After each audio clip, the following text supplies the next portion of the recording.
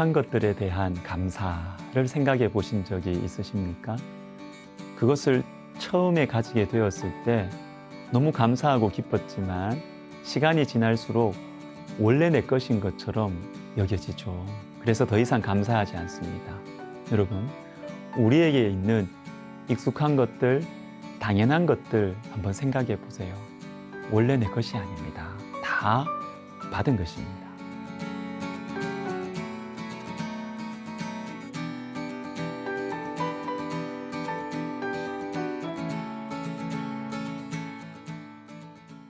예수님께서 한 이야기를 들려주십니다.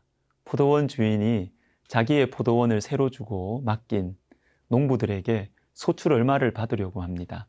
그런데 농부들은 주인이 보낸 종을 심히 때리고 빈손으로 돌려보내죠. 아니, 주인이 지나친 요구를 했습니까? 아닙니다. 주인 소유의 포도원입니다. 그리고 1절에 보시면 주인이 포도원을 만들었죠. 산 울타리로 두르고 즙자는 틀과 망대도 만들었습니다.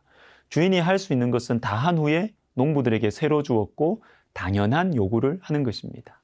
농부들은 주인이 다 만들어 놓은 터 위에 그냥 기본적인 역할만 하면 돼요. 소출은 당연히 나오게 되어 있습니다. 얼마나 감사해요. 얼마나 좋은 직장이에요. 이런 은혜가 어디 있어요. 그런데 농부들은 감사하지 않습니다. 도리어 주인에 대한 적개심을 가지고 행동에 옮깁니다. 왜 그럴까요? 7절입니다. 이는 상속자니 자 죽이자. 그러면 그 유산이 우리 것이 되리라. 재산에 대한 욕심이죠. 처음에는 이 좋은 포도원에 새를 얻을 수 있는 것 자체가 감사하고 기뻤을 것입니다. 그런데 시간이 지나면서 익숙해졌습니다. 나는 당연히 이 좋은 포도원에서 일하는 것처럼 생각하고 그러다 보니까 감사하는 마음이 사라진 것입니다. 감사한 마음이 사라지면 교만과 욕심이 찾아옵니다. 주인의 재산까지 손을 대고 싶어 하는 것이죠. 저 자신이 마가복음의 이 포도원 농부들과 같다는 생각을 할 때가 있습니다. 주님께서 다 하셨는데 마치 내가 한 것처럼 여길 때가 있습니다. 그리고 내 것이 아닌데 마치 원래 내 것인 것처럼 여길 때가 있습니다. 부부 생활에 대한 어떤 책에서 이런 말을 본 적이 있습니다. 내 장인어른이 하나님이시라고 생각하라. 너무나 당연하게 여기는 배우자, 물론 서로에 대한 불만도 많겠지요. 그러나 여러분, 내 아내는 하나님의 딸입니다. 하나님께서 사랑하시는 딸이에요. 그러니까 내 장인어른이 하나님이신 거예요.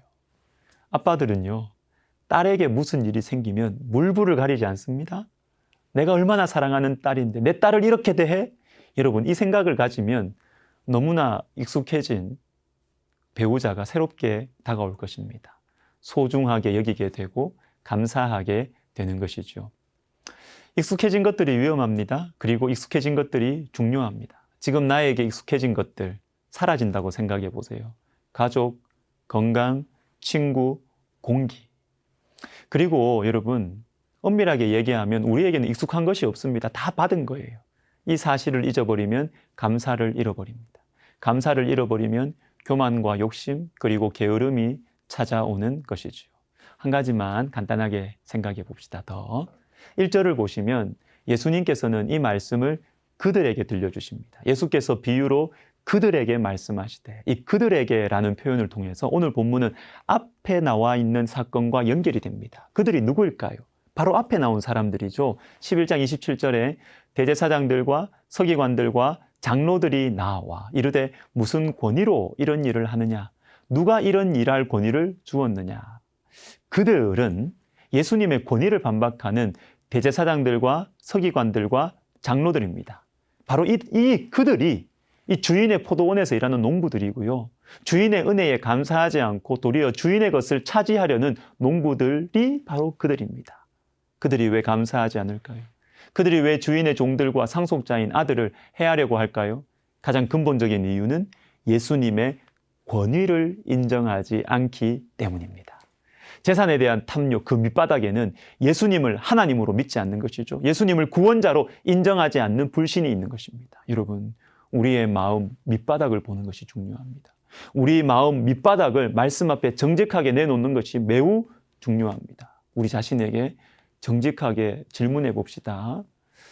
주변에 있는 것들로 자꾸 내 중심을 감추려고 하지 마시고요. 우리 자신을 정직하게 말씀 앞에 내놓고 점검해 보는 게 필요해요. 나는 예수님을 누구라고 생각하느냐? 나에게 예수님은 도대체 어떤 존재인가? 우리 주변에 있는 사람에 대해서도 이 질문은 필요합니다.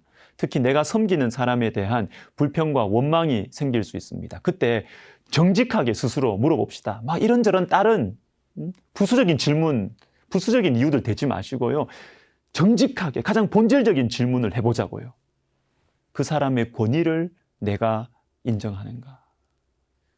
말씀을 통해서 하나님 앞에 정직할 때 우리에게는 말씀에 순종할 능력도 생기고 지혜도 생길 것입니다. 저는 생명 양식을 듣는 우리 모두가 하나님의 말씀 앞에 정직하면 좋겠어요. 보소서 주께서는 중심이 진실함을 원하시오니. 기도하겠습니다. 하나님 아버지, 당연하고 익숙한 것들 다 은혜로 받은 것인 줄 깨닫게 해주셔서 오늘 하루 감사하며 살게 하여 주시옵소서. 그리고 우리의 마음이 감사가 사라질 때에도 주님 앞에 정직하게 내 마음을 내어놓고 주님의 고치심, 치료하심, 새롭게 하시는 은혜를 체험하며 살아가는 우리 모두가 되게 하여 주옵소서. 예수님의 이름으로 기도하옵나이다. 아멘.